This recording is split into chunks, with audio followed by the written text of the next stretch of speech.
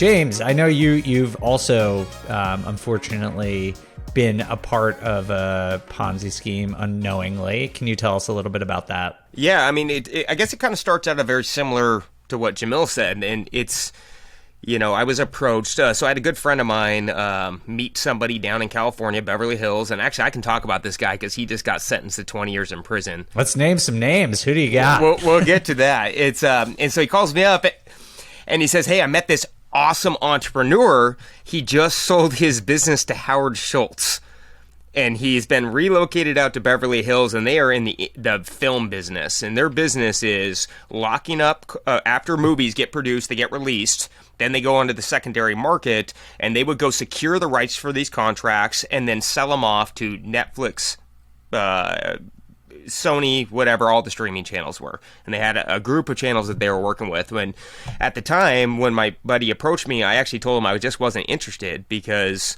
we were flipping homes and we make pretty high returns, and I like making money on stuff that I control. I don't like giving up a lot of control on these things. But he really gave me a hard press, and not because he was trying to get money out of me or like trying to manipulate. He just really believed in it. And so I flew down. The first red flag was this guy named Zach Horowitz. They took me out, and they flew me down to Vegas on a private jet. And he rented this huge suite, and they took us out all weekend. And he never asked for money at this time. But it was about setting the presence. And he was a very personable person. Actually, I really liked him when I got to hang out with him. Seemed down to earth, was engaged, had all the right story. I got his whole background story because I really like to get to know people before I invest any money with them. But the issue I was having was the collateral. I didn't like the collateral. I was going to give them money on rights to a movie. I don't know what to do with that contract. It's like, and so anytime I'm investing in anything, I'm looking at what's the collateral, and if something goes wrong, what can I do with it? And the only thing I knew what to do with rights to a movie was really use the bathroom with it. I was like, what do I do with this? And you weren't going to make your own movie and star in it? Yeah. I didn't have, and these were all in Spanish too, and I don't speak Spanish. So it's, but so the whole setup was, hey, so you would come in, you'd fund the right to the movies as a bridge lender. Then once HBO and Sony would buy this movie off you, they were going to kick you a 20 to 25% return in a 90-day window, which is very high. That is exceptionally high. Just like Jamil said, we're fighting to make 20-30% on an annual basis and to break our backs. And so what I did is, because I knew the person that was involved, they kind of guilted me a little bit, like, hey, can you help us get this going? And that was the first mistake. Never do an investment based on friendship. You make an investment based on what you're trying to accomplish and verifying the information. The other thing is, I don't like to invest in stuff where people are asking me for money and I don't understand it. Like when I go invest in things, I'm going out and looking in industries that I'm interested in, and then I will find the operators in there. So I end up doing over about a 2-year period. I end up doing about 5 deals with them, and I make about $252,000 in this Ponzi scheme, and I probably put up 250 and I made 250. So I made 100% of my money on these deals that I had done, which was great. But the red flags kept coming to me, and it was really sold to me on a friendship. Like, hey, this is these are great people. But where I was seeing the mechanical breakdown was, I started noticing their paperwork wasn't in line. Like, for the amount of money these guys were saying they were doing, because this Ponzi scheme ended up getting shut down for $650 million is how much this thing raised. And when I got their paperwork, it was like elementary. It was not done by attorneys. You could tell it was not. They didn't have their securities, their Reg D filed. There was all these red flags, and my friend, my buddy was just like, well, he's just busy. He's an entrepreneur. No business runs that way. If you're raising $650 million, you better expect to be able to talk to a securities attorney. And I asked to talk to their securities attorney, and I got kind of the push around at that point. And so the paperwork was bad. The timelines were a little weird. And then in addition to, they had switched the format a couple times because he was trying to figure it out. And the biggest red flag I saw was when this guy asked me for an example because we have a debt fund up in Washington. Or an equity fund. It's a hard money fund. We've ran it for 18 years. And they asked me for an example of how I structured that because they were going to do debt and they wanted an equity example. So I sent them off my fund docs. When I received my investor docs back, guess which documents they were? They were my own documents. And as soon as I got that, I was like, this is a joke. And so what how I ended up getting out of that was I kind of baited them.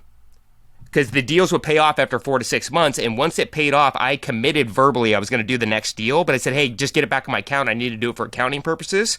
Money came back in my account. I was done. And I said, hey, guys, sorry, something came up. I have to invest over here. I'll come back later. And I never came back. So just to clarify, did you get a profit or you just pulled your principal? I made a profit. So I made $240,000 on that. But in the back of my mind for 5 years, I was like, someday I'm going to have to give that money back because it just didn't seem right. And then what had happened is 4 years later, all of a sudden my phone burns up with news articles, Fox News, CNN, American Greed, all these things come out about this guy, and he had just been arrested for $650 million Ponzi scheme. And the crazy thing is everyone was investing in this person because of who he was and the image that he put out. This guy never invested one single dollar. He had emails and contracts from Netflix to buy your contract off you. They were all fabricated. Fake email addresses, fake contracts. No one at Netflix even knows who this person is. And not only that, I saw an article that Howard Schultz is like, I have no idea who this person is. So he was dropping Howard Schultz names everywhere. And it's that whole act as if Howard thing. Schultz, by the way, is the CEO of Starbucks. Yeah, if people don't know. He's got a little Bitcoin on him. And yeah. and so all these red flags kind of like, and so that was my thing because the red flags for me was the returns were too high. It was too easy. Their paperwork and structure was incorrect, and I could not verify the collateral. All four of those things made me pull my money out at that point. That doesn't mean that I'm really smart. It was just a risk thing for me. I'm like, this is so risky, and I can do flip properties and make nearly the same return and have full control. And so I didn't pull it out because I thought it was a Ponzi scheme. I thought there was a lot of red flags there. I thought he had those relationships, though. But it was just more of a, hey, this is safer for me. I'm going to control the money. Now, fast forward, after he got arrested, there's something called a clawback period. And that was not enjoyable. I got calls from federal trustees to go over, why I pulled my money out, because I was one of the only people that actually did that. Of all these just like Jamil said, a lot of very intelligent people had invested millions and millions of dollars in this company, and they left it. And it's not because they weren't smart. They just trusted this guy. And unfortunately, it was too much trust. And so they were looking at me like, why did you pull your money out? And we went over that of why. But fast forward, it was not an enjoyable experience. Then, because these guys, how they ran their accounting was so off, there was wires flying all around. And it actually made it look like I made more money because the guy would wire me money and then have me wire it back, and then he would have me wire him more. So there was all these weird wires going out.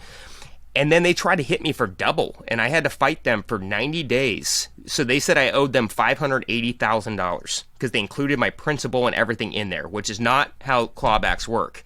So for the last 90 days, I've been fighting with this federal trustee, getting it down to the $248,000 that I actually made.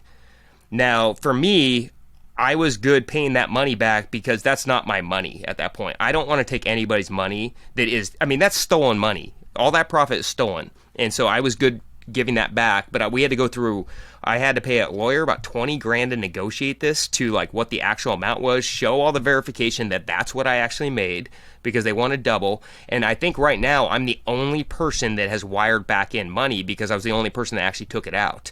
And I actually sending the wire tomorrow for $248,000, which isn't great, right? That was money that I've already invested in other projects and did these things. So now I got to come up with this liquidity. But you just have to, with these Ponzi schemes, it's hard because you meet these people and they have so much charisma. They seem like such great people. And that's really what it comes down to. You're not investing always in the people. You need to verify the process too. great people can be great people for a short amount of time, but if you don't verify, if they're not great people and you can't verify the paperwork and process, stay clear. Because it is a total headache. It's a total mess. A lot of people that I know very important to me have lost a lot of money in this deal. And it's a sad thing to see. But it was completely reckless. If anyone wants to see more, they can check out American Greed. They just ran an episode on them. It's called 1 in a Million Capital, Zach Horowitz. And it talks about how he wants to be an actor. Basically, this Ponzi scheme funded his whole acting career, which he was not good at, by the way. Wow. He was not good. I totally agree with you. I've seen so many Ponzi schemes and have personally known people. I didn't invest in those deals, but I saw them at different events. I've been to events where the SEC would escort people off the stage even, But the general thing that they have in common is they are very charismatic, and they come across as just really good people. And when I started to study it, I actually did a show on it once on, what is this type of personality that can just rip you off and not feel bad about it? And it could be that it's sociopathic behavior where, a sociopath knows how to get what they want, and they use all the things that they know that work, which is charm and taking you on, on private jets and so forth, but they don't have any compassion, like zero. They don't, or empathy, like none. So they don't feel bad at all about taking your money. It's like, in this case, it could be that he really felt like, but I need to fund my acting career. The world needs to see me on stage. This kid was so bad at Who acting. knows? He was terrible. Absolutely terrible. And he'd be like telling me, he's like, oh, I'm flying overseas. And that was another red flag. He's like, yeah, I'm going to overseas to Cannes, and now we're producing movies. And I'm like, so let me get this straight. The fund that you're raising money for is now producing the movies that you're the lead actor in? I was like, I wonder how this is all going. All right. Well, thank you all. This has been super helpful to understand. Unfortunately, we do have to get out of here because this show is already running long, but you packed it with full of great information. So thank you all. I appreciate you sharing all your stories and especially the losses. A lot of people aren't as willing to share some of their unfortunate situations where they've lost money. But as you've all shared, those are some of the best learning experiences. So thank you for sharing those all with our audience. If anyone wants to connect with you, Henry, where should they do that? The best place to find me is on Instagram. I'm at the Henry Washington on Instagram, or go to henrywashington.com. All right. Jamil? You can find me on IG as well, at JDAMJI. Also YouTube, just youtube.com/JamilDamji. Awesome. Kathy? On Instagram, it's Kathy Fettke. That's with 2 T's. There's somebody trying to pretend they're me, and that's 1 T. Don't listen to them. And then, of course, at realwealth.com. All right, great. And James? Easiest way is probably Instagram, JDaneFlips, or JamesDaner.com. All right, great. And I am at the Data Deli on Instagram, or you can always find me on Bigger Pockets. Thank you all so much for listening. We appreciate you. Hopefully you learned something great here. And just remember, real estate is exciting. You want to get into it, but you take a beat, vet who you're working with, and make sure that you're working with reputable people. It will help your investing career more than you know. On the Market is created by me, Dave Meyer, and Kaylin Bennett. Produced by Kaylin Bennett. Editing by Joel Esparza and Onyx Media. Research by Pooja Jindal. And a big thanks to the entire Bigger Pockets team. The content on the show On the Market are opinions only. All listeners should independently verify data points, opinions, and investment strategies.